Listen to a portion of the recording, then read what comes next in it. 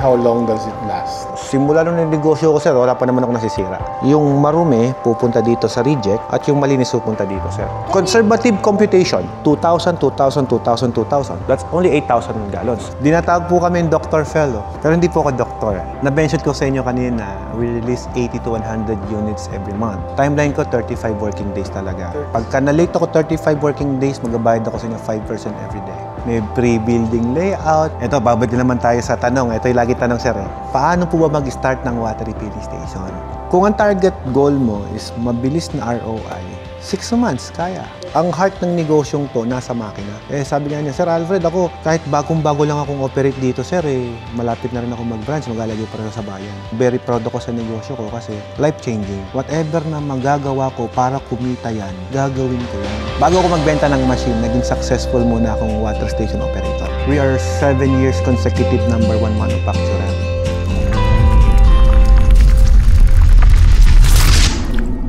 Basically, ito po yung itsura talaga ng package 9. This is a package 7. Pero sir, nakahubad siya. Just to show you na pent air yung gamit ko. Umaga branded yung mga FRP. Pero pag deliver namin yan, sir, mayroong stainless na nakabalot dyan. Ayun, sir, yung nakita mo yun, sir, yung parang stainless na yun. Ganun siya. Mayroon siyang balot dyan.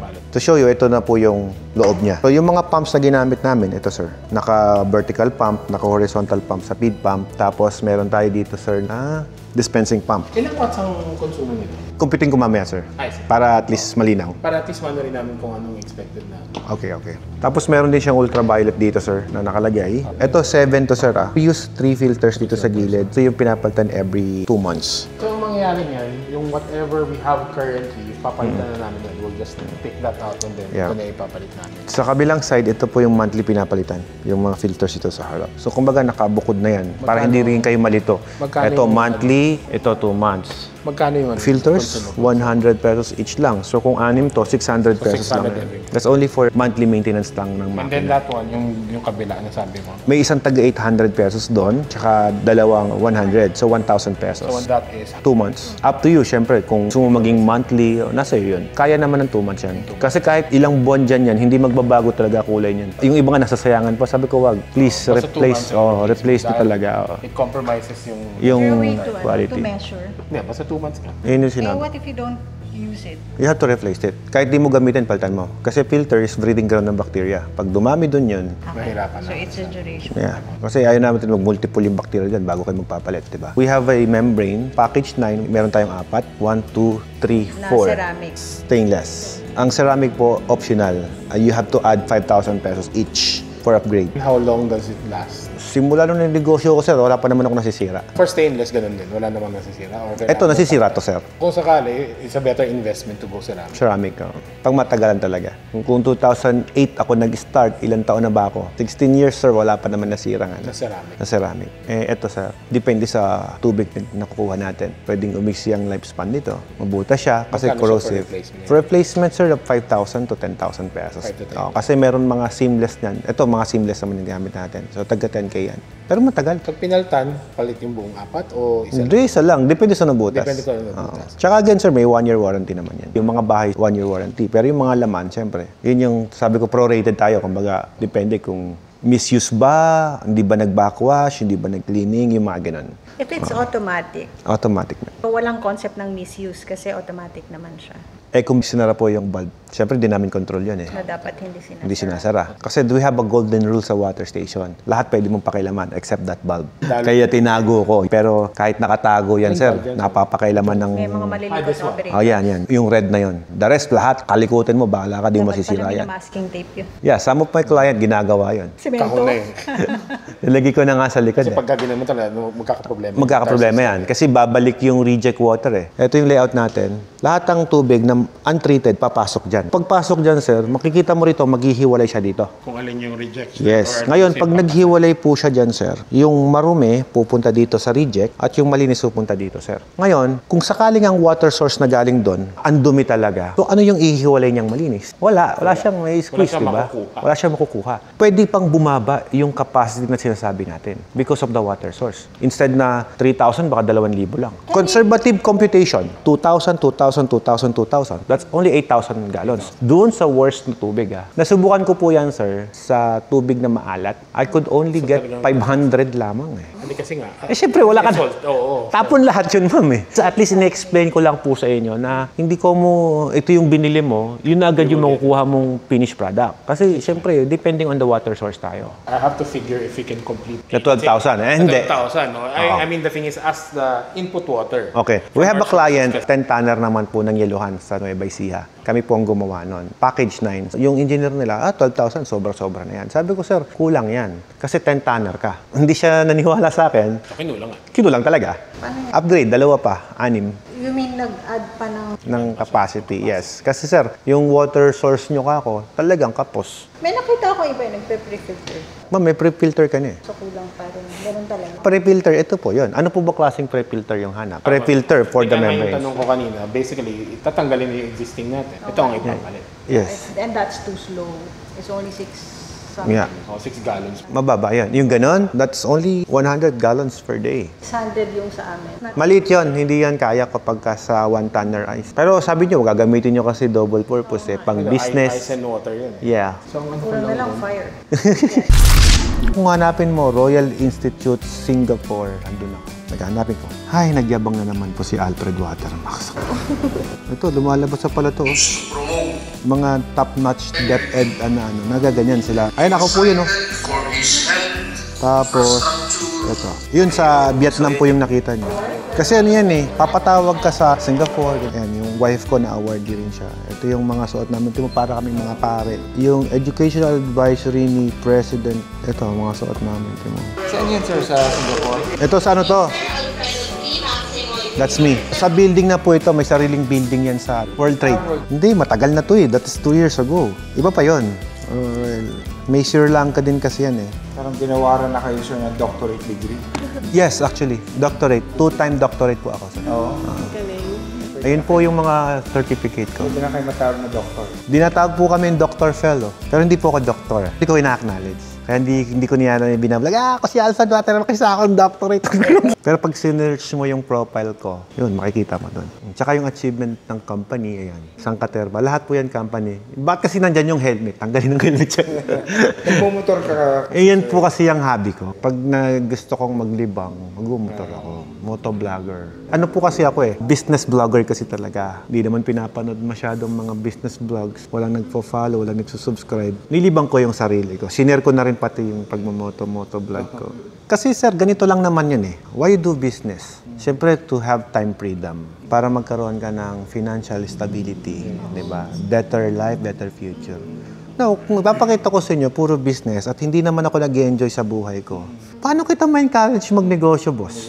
Kawawa naman tong si Alfred, puro na trabaho nang ginawa nito. Pag nakita mo ako, din ako nagkakatulog. After ng work mo, kailangan reward mo rin yung sarili mo. Balansehin mo din. Kumbaga, may time ka sa pamilya mo, may time ka sa asawa mo, may time ka sa negosyo mo, may time ka rin sa me time mo. Iba kasi me time ko yung nagmumotor ako mag-isa lang. Iba naman yung bebe time. Yung bebe time kay Mrs. lang yun. Iba rin naman yung family time. Iba rin yung business. Ito yan, business. So, lahat naman po na-manage naman natin ng maayos. Malabli, sakto lang na. Okay, mami, may tanong pa? Sigurado ka habang nandito tayo. Sir, kung sakali, kasi... Sarap ng kape ko. Gusto mo ng kape? Busy ka rin. Coordinate mo na ako kay...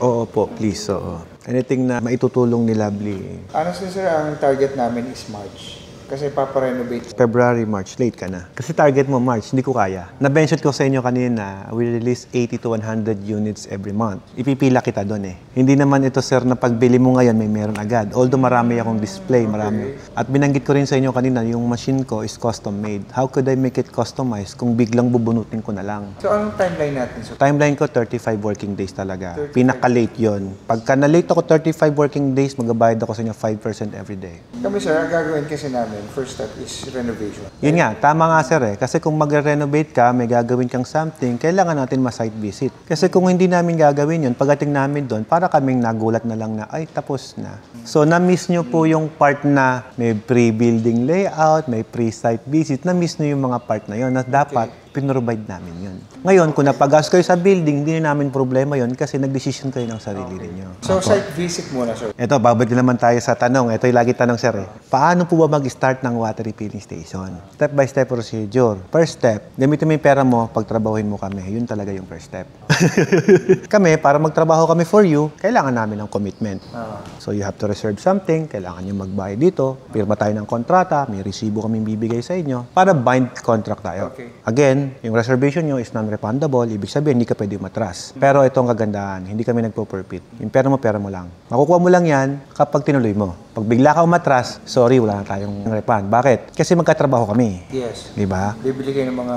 Hindi namin bibilin yung gamit. Services gagawin namin. Travel kami pupunta sa inyo, susukatan yung area, magpapalaboratorio kami. Hindi namin pwede refund yun. Okay. Kasi may binabayaran kaming fees. So, ang mangyayari po, pag nagpalaboratorio kami, doon namin i-customize yung makina. Oo. Okay. Customization of machine, it takes me at least 2 weeks or more. Ano pala dapat? Kami talaga. Down payment muna. Reservation pwede.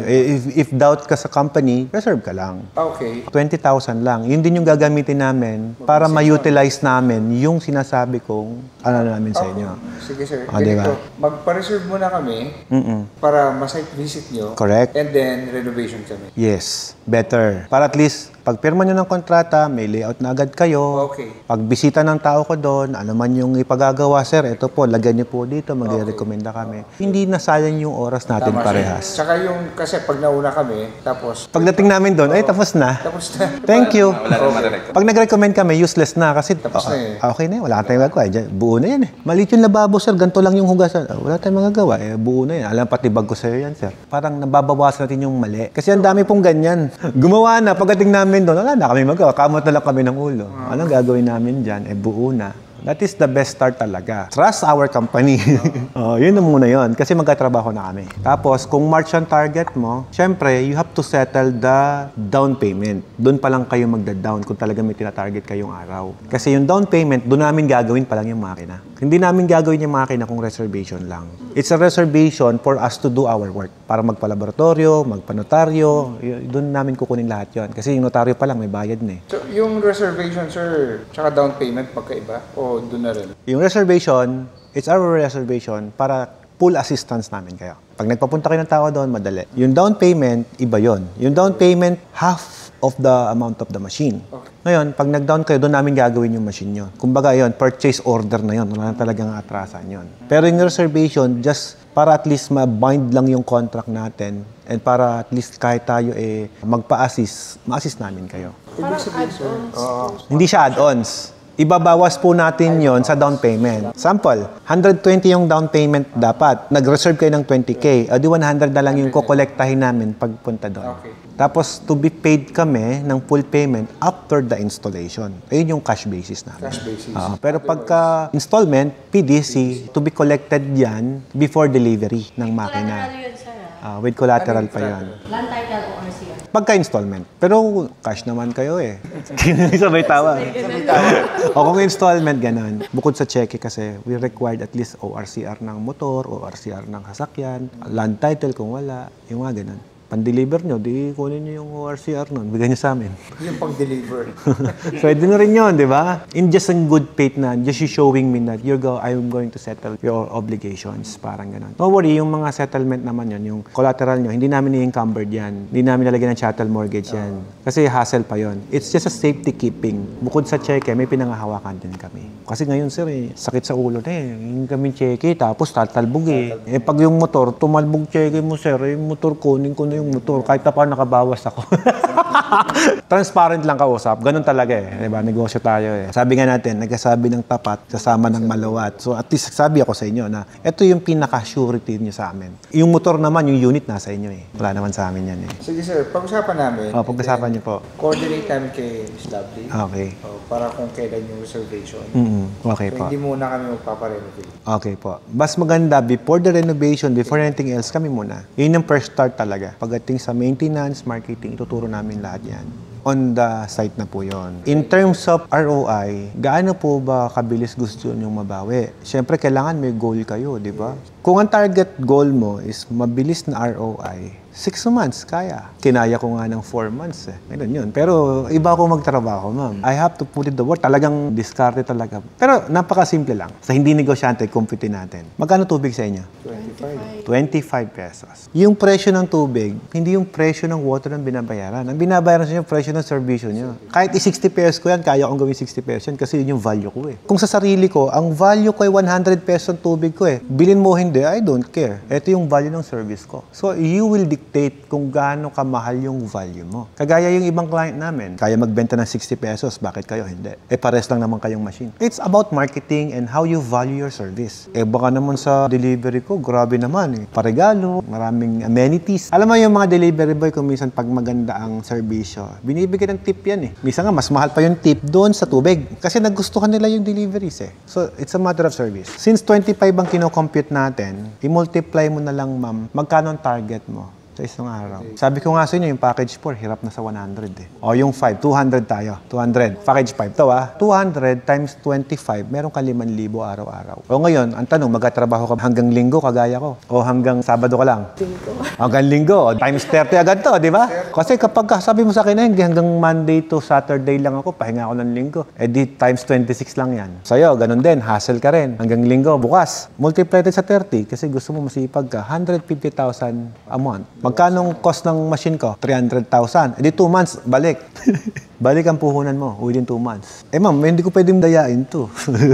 Math to, exact science to di ba? Ang challenge ko lagi sa customer ko, kayo po ba ma'am, kaya niyong kumausap ng 3 tao araw-araw? Kasi kung hindi, mahirap yan. Kunyari, introvert ka, hindi ka pwede magnegosyo. Dapat kasing kapal ko yung mukha mo. Kaya kong kumausap 3 tao sa isang araw at bebentahan ko yan ng tubig, i-close deal ko yan whatever happens. Pag na-reject ako sa isa, lilipat ako sa isa hanggang makumpleto ko yung 3. Kaya niyo po bang gawin yung 3 customer sa isang araw? Sige, kakayanin. Basic lang yan, sir, di ba? Sa mga salesman, sasabihin ko, 3 customer, kayang-kaya. Isang katok ko lang sa bahay, may customer na ako. Kumari ko lang, okay na eh. 3 customer, every day. I-multiply mo sa 30. 90 customer sa isang buwan, ha? Pinag-uusapan natin. Ngayon, ang tanong, sa isang customer, ilan ang binibiling tubig? Some of them are 5, some of them are 3, some of them are 10. Doon na lang tayo sa 3 para at least, 90 times 3. 270 bottles na yan, ma'am. Sa isang buwan ka lang nag-market. 3 customer araw-araw lang. O ang tanong, feasible ba? Feasible, may math eh. Kung ganyan ang mindset mo, ganyan ka mag-compute, kamukha ko, kaya mo. 2 months, ang tanong mo sa akin, sir, kailan ang ROI nito? Sipag ka ba? Kung masipag po kayo, kayang-kaya mo to. 300,000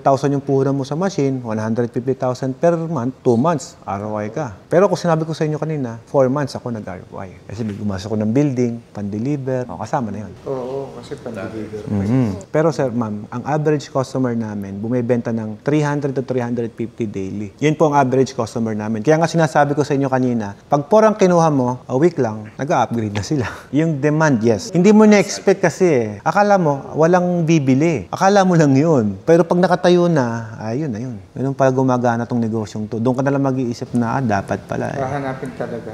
Tsaka pag natikman, sir Pag natikman yung tubig, yun na. Sabihin, ay, mas okay yung tubig mo kaysa sa kabila. Pares kayo ng presyo. Pares 25. May benta. Pero sir, customer sa amin. Kamusta siya? Hindi pa nagbubukas. Sino? Hindi pa nagbubukas? Elmer David. Kaka-install pa lang. Kapitbahay mo? Siguro mga 3 street lang. Sir Elmer, sorry. Wala akong magagawa sa ganyan, sir. Hindi naman siya franchise eh. Kung franchise, di ko kayo bebentahan. Yun ang difference eh. At magkano yung cost ng upgrade? Halimbawa from 4 to 5. 35,000. Magkaiba po ng system yan, sir. 250 tapos 280. Clearin natin. 35,000 materials labor na yan. Wala pa, sir. Membrane na yun, sir. Membrane pa lang yan, sir. Wala ba yung installation? Wala pa eh. Mabayad ka pa installation, repiping, mobilization. Yari ka. Napapamahal. Sabi mo na 15 lahat, tas 35, 50. Yan, magkano ng difference? Tapos sir, tignan mo, 2 panel. Hindi naman kita binubudol, sir, na bilhin mo yung mas mahal para malaki kitain ko eh. Hindi eh. Explain ko sa inyo kung bakit. Kahit anong bilhin mo dyan, iisa kita ko dyan. Yung package 4 namin, iisa rin ang service nun sa 9. Iisa lang ang bayad ko sa technician. Pag-assemble, sa water testing, isa rin ang bayad ko kay attorney. Lahat ng ginawa kong servisyo na yun, sir, ma'am, iisa lang din ang bayad ko. Kaya mo lang nakuha ng ganun kamura yung malaking package ko kasi nabili mo siya ng wholesale. Ibinuo ko siya para sa'yo ng ganun. Kasi kung titignan mo, package 7, 40,000 lang ang difference nun. Pero doble ang capacity nun, 9,000 gallons. 6,000 gallons per day, kompra mo sa 12,000 gallons per day. That's so big. Iba na rin ang pyesa. Kumbaga, kahit anong bilhin mo, okay lang. Kahit 1 lang bilhin mo dyan, iisa rin ang assistance namin sa inyo. Kasi syempre, kliyente pa rin namin kayo. Lahat po kayo, VIP sa amin. Lahat kayo mahalaga sa amin. Kliyente namin kayo, any concern, ayusin natin. Kagaya ni Sir Mark, package na yung binibili niya. Yung area kasi sa amin is subdivision and walang dedicated na. Buhay na. Isang subdivision na yun eh. Kasi normally, bago galon nyo kasi bago yung water station nyo. Merong mga dealership kasi na pag na-briefing mo ng maayos, sinasali na lang sa mga bumibili. Pumapayag sila ng galon para yung galon hindi mapalit. Hindi ma-preserve yung galon mo na brand new. Kasi for example, papayag ka ba, bulok yung galon ko. Palit tayo. Kasi hindi ka papayag, di ba? Bulok yun eh. Mamay, butas yun. Pagka-refill sa'yo, sir, hindi na babalik yun kasi after lang niya yung galon mong bago. Actually, maraming nababankrupt na water station dahil sa ganung sistema. Nagtayo ng tubigan. Siyempre, bumili ng murang machine. Nag-alatsamba. Yung tubig, hindi ganun kaayos yung lasa. Lagi sira pa yung makina. Binili niyang galon. Ang target lang sa kanya, yung galon na makuha. Siyempre, bibili yun sa mas premium yung service. Sa mas maayos yung lasa ng tubig. Doon bibili yun. Kaya most of the time, ang heart ng negosyong to nasa makina. Kasi pag palpak yung makina mo, sasara ka dyan. Maraming nagdidesisyon ng tubig na nagtayo, bakit nagsara? Kasi nga, pumapalpak din po yung makina nila. Pag pumalpak ang makina, sarado yan. May nagpunta po rito, nagpapataya po ng wetting yon, nag-loan lang yon. Pinauto ko ng machine, package 4. Ang tubig po sa kanila, 25-30. Minsan may 53, parang ganun. Mura lang ang tubig sa kanila. Pero dahil masarap to yung tubig niya, sabi niya, kahit nasa looban ako, sir, yung mga tubigan doon sa labas, sa kanya bumibili. O, isang taon pa lang siya, sir, doon pa lang nagka-problema yung machine niya. Nagka-problema kasi pinuntahan ng ibang technician. Hindi ko alam kung anong ginawa doon, di ba? Pumunta dito, Sir Alfred, nung may pumuntang ibang technician, nagka-problema na yung makina ko eh. Ano bang pinagawa mo? Hindi ko rin alam kasi mga tauhan ko lang yun nandun. May mga tauhan siya, CEO siya. O, ngayon pumunta dito, sir, pa-cleaning na lang ako ng membrane. Nagpa-cleaning ng membrane. Kwento niya sa akin, yun daw kanyang mga nakumpetensyang mga tubigan doon. Siyempre, nasira yung tubigan niya eh. Bumili siya ng tubig sa kalaban niya. Ngayon, pagkuha ng tubig, pag-deliver sa customer niya, nagagalit yung customer niya. Bakit yung lasa ganito? So, nagreklamo ngayon sa kanya. Malaking factor talaga na yung tubig mo, sanay na yung mga tao, yung customer mo doon, na ganun yung lasa doon. Eh, sabi nga niya, Sir Alfred, ako, kahit bagong-bago lang akong operate dito, sir, eh, malapit na rin ako mag-branch, maglalagay para sa bayan. Sir, ma'am, hindi po negosyante itong kausap ko, ha. Nagpapataya lang ng wetting. Eh, kayo po, ano pa kayo, di ba? Makita mo, ma'am, nakatricycle lang pumunta rito talaga. Pero ako, very happy ako kasi isipin mo, kahit yung simpleng tao, natulungan natin, nagaling sa sugal yung kinikita niya, ngayon hindi na. Marangal na yung negosyo niya. Kaya yung asawa niya, tuwan-tuwa nga. Halos naiyak nga yung asawa dito, ma'am eh. Kaya lang, hindi ko pwedeng iharap yung kamerang ganun eh. Kasi ako, heart fulfillment sa akin yun na may ganung life-changing story. Whatever kind of business it is, as long as maayos mong binigay yung negosyo, yung success na yun, success na rin namin. There's a good karma, tawag nila, good blessing na siguro yun din ang reason kung bakit hindi kami nagkakasakit, healthy yung pamilya ko, maganda yung family bonding namin. Siguro yun na lang din ang reward ng God sa akin na gano'n. Hindi man kami ganun kayaman, pero at least maayos, marangal yung pamilya. Very proud ako sa negosyo ko kasi life-changing. Marami po akong nakakausap, ma'am. Sir Alfred, ito principal pa to ha. Sir Alfred, tagal-tagal ko na nagtuturo, ganyan-ganyan. Ganto-ganto na. Retirement ko na po ito, Sir Alfred. Isipin mo, ma'am, retirement ng principal tapos sasablay ako. Hindi pwede. Whatever na magagawa ko para kumita yan, gagawin ko yan. Ang ginagawa namin ganito, pag mahina tubigan nyo, tawagan nyo kami. Magagawa tayo ng digital marketing. Pupuntahan ko, makapunta ko ng mga vlogger doon, ipopromote ko yung lugar ninyo. To make customer para sa inyo. Kumbaga, everything we can do. Kasi ma'am, ako mismo vlogger ako eh. Kasi yun yung tinatawag na partnership. Diba, sir? Kaya opening mo, pupuntay mo ako, sir. Magpalugaw tayo doon, magpakain tayo ng konti doon. Just get together for your community na magkaroon kayo ng acknowledgement na, uy, may tubigan pala dito. Hindi ko naman pwede sabihin, hindi effective ang digital marketing. Effective, ma'am, nandito ka nga eh. Tama. Taga Pampanga ka, nandito ka ngayon. Effective yan. Yung baga, yun yung mga tulong na ginagawa namin sa mga client namin. Pero syempre, pag nagparting ako ng vlogger doon, pakainin nyo naman, ma'am. Meron nga kaming isang client, ma'am, sabi niya, Sir Alfred, pwede po ba kayong mag-promote dito? Pwede. Magkano ba? Libre. Sir Alfred, nagpa-cater ako. Uy, nagpa-cater. Pang ilang tao? 50 tao, sir, kaya. Tawag ako sa grupo. 50 big bike rider, papuntahin ko dyan. Kagulo dun sa shop niya, ma'am eh. Tuwan-tuwa yung mga tropa ko, tuwan-tuwa sila, nakapag-content, nakapag-vlog doon. Sabog yung business. Yun yung additional perks na pwede namin gawin for you. Kayo nasa inyo kung saan kayo bibili. Yun nga sabi ko, kung mahina tubigan, usap tayo bakit mahina. Baka may maling ginagawa, baka may maling diskarte. Bago ako magbenta ng machine, naging successful muna akong water station operator. Bago pa ako mag-manufactured. Ang problema, hindi ko pwede pagsabayin. Kasi nag-aaway yung delivery boy ko, tsaka yung kliyente ko. Hindi pwede. Diba? Kita niyo malalaking water station dyan, sir. Nung pumasok kayo dito. Saan po kayo dumaan? Sa bukid? O dito, sa may malaking manok, sir. Diba? Dadaming tubigan dyan. Puro ako nagkabit niyan. O imagine mo, may tubigan din ako dyan. O di nag-aaway na sila. Kaya hindi pwede. Diba? Kailangan kong i-quit tong tubigan ko kasi bumili naman na sa akin ng machine yan. Business ethics ang tawag doon. Kung magpakabit sila sa iba, syempre, nandito na ako eh. Benta na sir eh, di ba? So maniwala ka tinding, hanggang Ordaneta, nung panahon namin sir, nag-deliver ako doon. 20 kilometers na 18. Nag-deliver ako doon sa kanila, sa Ordaneta. Kumbaga, unlimited din. Nasa iyo kung sino yung gusto mo maging customer. Pero I don't encourage that. Gawa ka mo ng market sa sarili mo. Pag saturated na, doon ka humanap. Para yung galon mo umiikot lang within the area. Yun nga lang, dalawa kami doon. Ganito, kahit dalawa kayo doon, don't take it na kakompetensya mo siya. Magkaiba pa rin kayo ng palakad sa negosyo. Magkaiba po kayo ng pakisama sa tauhan. Iba yung market mo, iba yung market niya. Siguro, yung kapitbahay niya, medyo nagkakaagawan sa kapitbahay. Pero it doesn't matter. Kasi ako, kahit maraming nag-i-install din ng ganyan, hindi ko tinuturing competitor yung mga competitor ko. Kasi pag tinuring ko competitor, anong mangyayari? Sisiraan ko sila. Ayoko nang ganun. That's a bad marketing. That's a bad PR. Ako, ang diskarte ko lang, pag-iigihan ko yung sa akin, bahala kayong gumaya.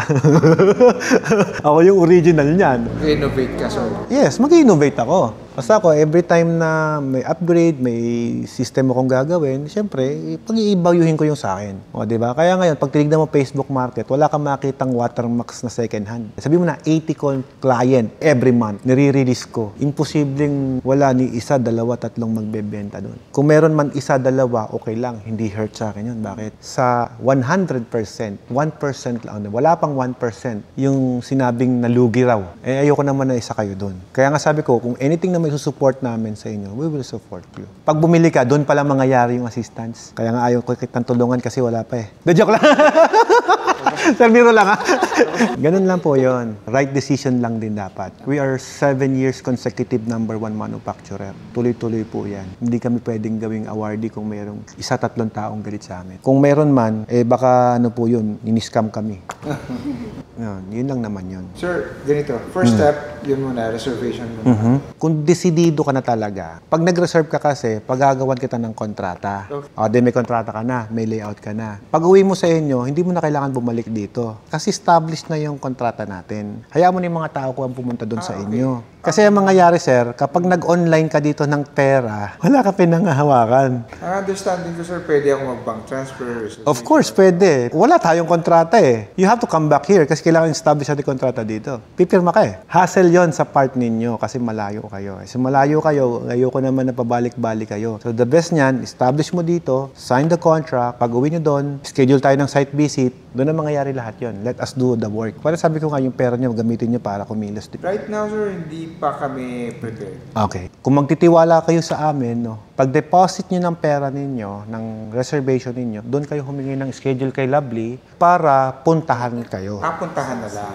Okay. Yun lang naman ang akin. Kasi sir, ayoko naman din sir na hanggat maaari, may pera kayong binigay, wala kayong pinanghahawakan. Gusto ko kaliwaan. Vigilant din ako sa tao sir eh. Hindi lahat, although mabait kausap, tiwala ka na agad eh. Hindi ganun eh. Kailangan po yan, kapag ka magbabayad ka, I need to receive something. So kung kitiwala kayo sa amin sir, deposit niyo yung pera sa bank account na lang namin, hawag ka sa account ni business account. Send the deposit slip na nag-deposit kayo, and then si Miss Lovely, tatakbo ng management yan, mag-request po yan na, ma'am, nakapag-settle na tong sila sir, sa site visit na po namin. Lovely, kayo rin ba nag-site visit o si Eden? Minsan kasi hindi sila eh. Kumbaga, isang driver tsaka ibang sales rep. Kasi yung iba sinasabay namin eh. Para at least kami rin, nakaka-save din kami sa mobilization namin. Oo. Pero ang may hawak po ng account nyo right now, si Miss Lovely.